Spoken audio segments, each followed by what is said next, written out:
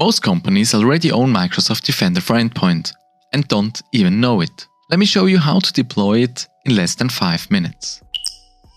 First, a quick note about licensing. Defender for Endpoint requires a license, but if you're using Microsoft 365 Business Premium, you're already covered. And honestly, Business Premium is my go-to license for almost every small and medium-sized business. If you want a deeper licensing breakdown, I've linked a dedicated video in the description. Now let's get started.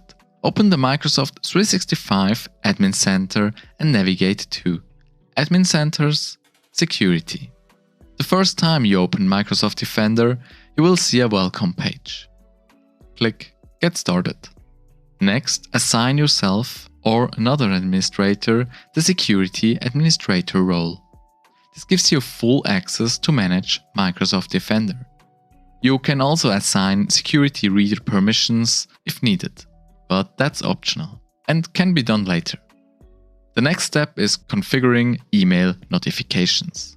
I recommend enabling notifications for incidents, so you will immediately know when Defender detects something important. You can also configure this later if you prefer. Now choose which devices you want to onboard. For most organizations, selecting all devices is the easiest option. This means every device already enrolled in Intune and every future device will automatically be onboarded to Defender for Endpoint. For configuration, I recommend choosing Simplified Configuration.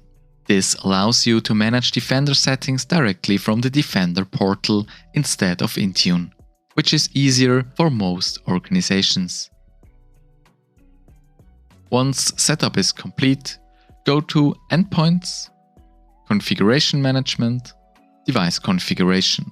You will notice that Microsoft automatically creates a next-generation protection policy and a firewall policy using Microsoft's recommended security settings.